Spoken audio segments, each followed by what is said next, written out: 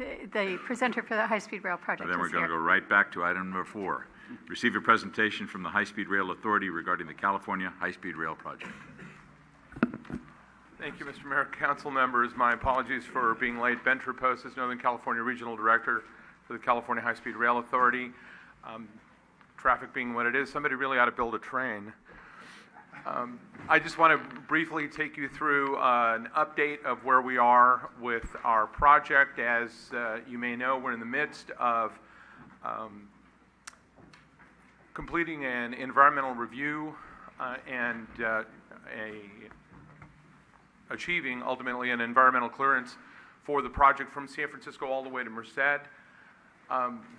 The project section for Northern California extends from San Francisco to roughly 8 miles east of Los Banos. There are 2 project sections that are going to be environmentally cleared as a component of the environmental activity in Northern California.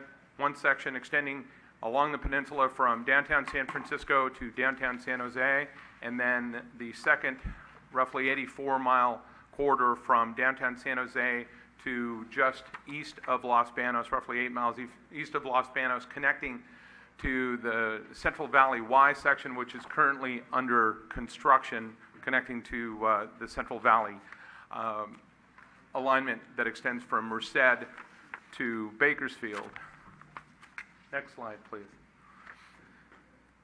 We're moving the Northern California project forward as a component of the activity that was codified in the 2016 business plan. What's different about the 2016 High-Speed Rail Authority business plan from its predecessors in 2012 and 2014 is that it's the first fiscally constrained business plan. That is to say, with the funds that are currently available, roughly $20.7 billion, the authority is moving forward with the development of revenue service extending from downtown Bakersfield ultimately to downtown San Francisco by 2025. So that commitment to extending revenue service as the first phase of high-speed rail in California has initiated the completion of the environmental review in Northern California, and we're in the midst of that environmental review. We're also, as you can see, committing funds to corridor improvements in Southern California as we fully develop the connection from Bakersfield to ultimately Palmdale and later into the Los Angeles Basin, completing the connection through the Tehachapi's and the San Gabriel Mountains into Los Angeles Union Station and Anaheim. Next slide, please. As many of you know, the high-speed rail project has shifted significantly from an if proposition to a when proposition, and we are currently under serious construction in the Central Valley, roughly 119 miles of construction, almost $3.3 billion of investment, and construction that is currently underway in the Central Valley, beginning to take shape as the backbone of the statewide system, again, extending from Madera all the way to Bakersfield. Next slide. A central theme of the construction that's currently underway in the Central Valley is really ensuring that California business, and particularly small California business, is playing a meaningful role in the development of the statewide program. Over 300 small California businesses are participating in the development of California's largest infrastructure project. The authority, as you may know, has a 30% small business goal, a 10% disadvantaged business goal, and a 3% disabled veteran business goal. And all of the prime contractors that contract with the authority for the development of the project have to ensure that they meet or exceed that standard, and everyone to date has done just that, which is how we arrive at the numbers that you see here and the breakdown across the state of California. And as the components of the program are environmentally cleared and additional construction gets underway, we'll continue to expand these numbers by ensuring that California small business has an opportunity to participate in the project as we move forward. Next slide, please. And this is a broad spectrum of jobs, not just construction jobs or pre-operation jobs. Currently, certainly rail jobs include planners and engineers and environmental specialists and surveyors and estimators and right-of-way agents for property acquisition, and obviously construction and tradespeople who have gone through an extensive retraining program, some of which was organized by the Cal State University program to help retrain existing workers on the nuances of developing a rail system unlike any certainly California has seen to date. Next slide. But also, post-construction workers are in the midst of being trained, and we're beginning to plan for those workers. People who work on the procurement of the train sets that will operate in California, operations planners and station managers for each of our 24 stations throughout California, train operators and system and security specialists who will be part of operating the high-speed rail system in California for generations to come. Next slide.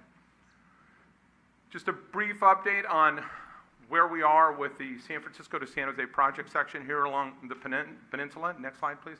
Extending the 51 miles along the Caltrain corridor. As you may know, the authority, in cooperation with Peninsula cities and led by, at the time, Senator Joe Simidian, Assemblymember Rich Gordon, and Congresswoman Anna Eshoo, worked to shift from what had been a separate high-speed system along the Peninsula corridor to now a fully integrated or blended high-speed service where future high-speed trains will operate within the confines of the existing Caltrain corridor. We have the authority of the state of California has funded almost $1 billion in improvements in the Caltrain corridor, partnering with the Caltrain Joint Powers Authority to fully fund the Caltrain electrification project, which is now about to take shape. The design-build contractor is about to begin work. The Caltrain is about to procure their vehicles for commuter service, and when fully operational, Caltrain will operate up to 6 commuter trains per hour per direction, and eventually high-speed rail will add up to 4 high-speed trains per hour per direction, trying to take some of that volume off of Highway 101 and have local commuters use the Caltrain corridor to an even greater degree than the almost 65,000 riders that use it today. Next slide. Just briefly, the goal of our environmental review is to complete the review as quickly as possible so we can move forward to design and ultimately construction and operation of the system. The schedule you see here encompasses what has been moving forward on the peninsula related to the San Francisco to San Jose project. We've gone through a scoping process this spring and summer in 2016 that has moved on through some significant technical analysis, identifying the station footprints in San Francisco at the Millbrae station at SFO to make that connection to SFO from high-speed rail, and the San Jose Diridon station in San Jose that will also be another major rail hub in Northern California. We're in the midst of identifying the preliminary preferred alternative. Oh, if you could go back just one more time. We're in the midst of identifying the preliminary preferred alternative, which we expect to have to arrive at in April of 2017, and that will be really a distillation of the analysis to date that will refine down the options that we have to move the project forward. That will be followed by a draft environmental document that will be available for public comment and input, and ultimately followed by a final environmental document toward the end of 2017. In the meantime, from a public outreach standpoint, I'm joined this evening by Morgan Galley, who is our public outreach manager. We are going to continue to work with both the technical working groups and community working groups that have been engaged in the process up and down the peninsula. We will continue to have community open houses and meet with stakeholders on a regular basis to ensure that the community is providing meaningful input into the development of the high-speed program, not just on the peninsula, but in both Northern California project sections. Next slide, please. One of the central components of the peninsula improvements include opportunities to improve safety at grade crossings. One of the initial activities that we'll partner with Caltrain on and move to complete as Caltrain begins its electrified commuter service includes completing fencing and fulfilling the fencing program that Caltrain has initiated along the peninsula corridor, as well as constructing 4 quadrant gates to limit the access at all grade crossings to try and improve safety up and down the peninsula. Safety continues to be an issue in the corridor, and we want to ensure that at first blush and in those areas where We still have grade crossings. As you may know, there are 42 grade crossings that are not separated up and down the peninsula, and that creates a significant safety issue by putting quad gates that limits certainly vehicular access. It will also, the fencing is intended to limit pedestrian access to a greater extent as well. Obviously, our goal in the future is to grade separate as many of the crossings in the peninsula as possible in partnership with Caltrain and the local communities. Communities up and down the peninsula are working on completing grade separations in the same way as that the city of San Bruno successfully did. South San Francisco is pursuing a grade separation. We're working with the city of San Mateo on completing 3 grade separations in San Mateo. Broadway is working on Burlingame. Mountain View is working on Rengsdorf. And the policymaker group from the Caltrain Joint Powers Board is also has reached out to the Metropolitan Transportation Commission to try and take a more regional approach to identifying priorities and working with local communities on developing grade separation projects as we move into the future. Next slide. I mentioned that we'll be working on station improvements just briefly. One of the stations we're working on includes the Millbrae Station to facilitate the connection to San Francisco International Airport, have the modes come together where BART and Caltrain and future high-speed rail will seamlessly come together at the Millbrae Station. We're working with the city of Millbrae to try and improve that station layout and that access. Next slide. We're looking at a potential light maintenance facility for train operations to be able to sustain the daily operation of the trains in Brisbane. We're working on the city of Brisbane, with the city of Brisbane rather, on 2 locations, both on the east side and the west side, that is depicted here. Next 2 slides, please. So here's the east side alignment, and the next slide, and the west side. So we're working with both the city and the property owners at the Bayland site to find the most effective way to integrate a maintenance facility at the Brisbane site. Next slide. So some of the considerations that are going to be reflected in the environmental document and that we're really working with the local communities and stakeholders to ensure we're receiving input include many, in fact, all of the elements that you see here, including aesthetics and visual quality and noise, geology, soils, hazardous materials, impacts to parks and recreation facilities and open space, and certainly station planning and development in and around those station areas. Next slide, please.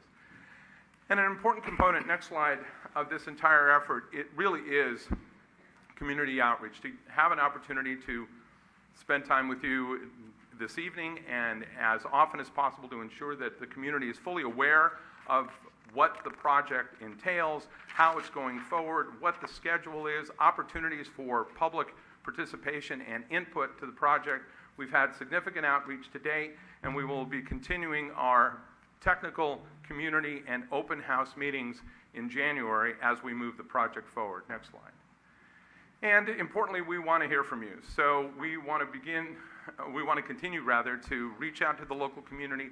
If there are groups in the San Bruno community that you believe we need to get involved with, get engaged with, would like to get those stakeholder groups more engaged in the development of the project, we are more than happy to work with you. I like to say where 2 or more are gathered, I'll come and talk about the project. So as much as possible, we want to get the community involved to ensure that it's an asset and not an eyesore, that it's a meaningful part of all of the peninsula communities and provides the level of service that Californians expect from this statewide system that we're developing. That's my Reader's Digest version of the update. I appreciate your time. My apologies again for being late. I'd be happy to answer any question. Good. That's a lot of information in a short period of time. So. You'll be quizzed on this later. Yeah. Let me just ask you now, is there any anticipation in changing the number of tracks in San Bruno? No, sir.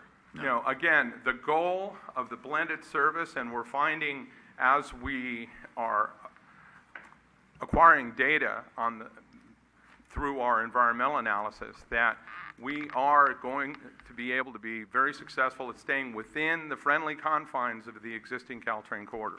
And that includes one of the things that we had looked at along the peninsula from San Francisco all the way to San Jose is the possibility of passing tracks to facilitate the operation of some of the trains so that none of the services anywhere on the corridor are degraded, not Caltrain, not the Altamont Corridor Express or the Capitals that come in at the southern end of the system. And we're finding that those impacts are really minimized because of the facility that's currently in place, which would allow us to run on the existing tracks. Okay.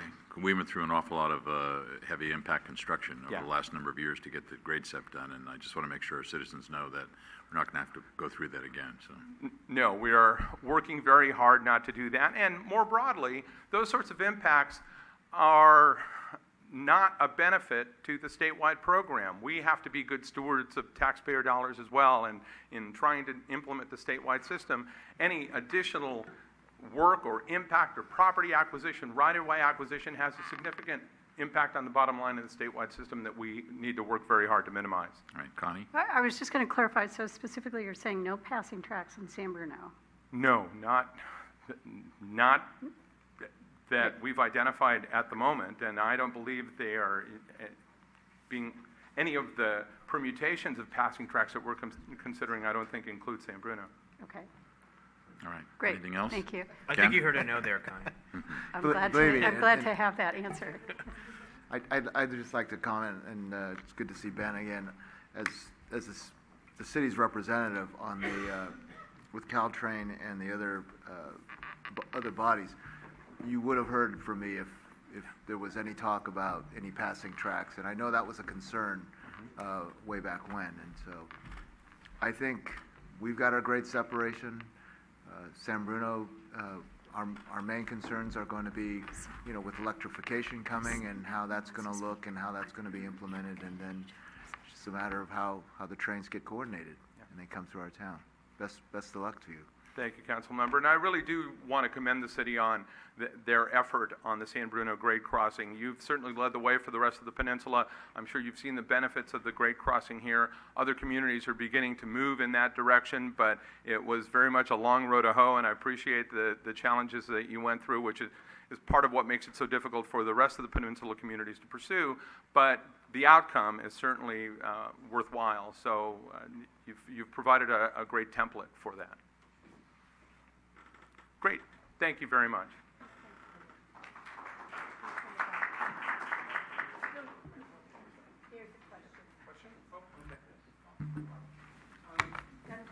Yeah, come to the podium, please. It's all about process. Malcolm Robinson, 27 years in San Bruno. I'm a high-speed rail fan, and I've ridden high-speed rail in China, throughout Europe, Acela, which is really not high-speed rail. Grade separations worry me.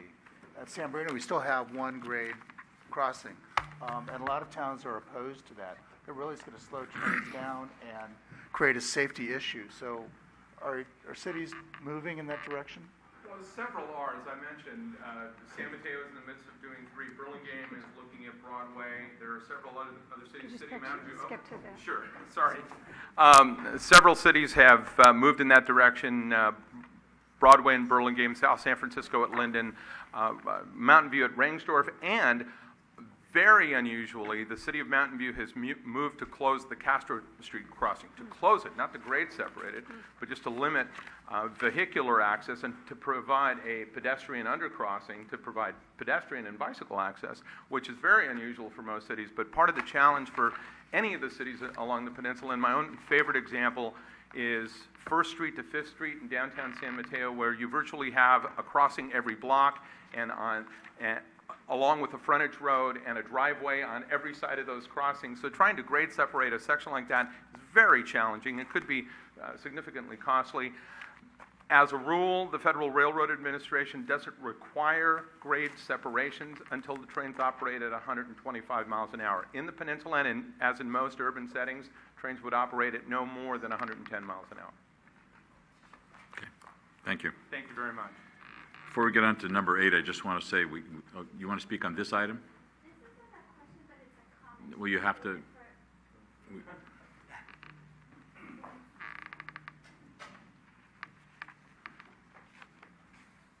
This isn't a question, it's a comment about what's going on with the Caltrains and how it's impacted the neighborhood. Bridget Malatesta, so I don't know if I wait to the end. Yeah, why don't you in the wait till comment public section. comment? This is high-speed rail, okay? But it all is impactful with the Well, Caltrans and the We'll storage. hear you under public comment. That's fine. That's what I wanted to know. Okay. And will you be here? Address the council, please. We can't, Will he be here? I'll give you my card. Thank you. okay, that's easy, right.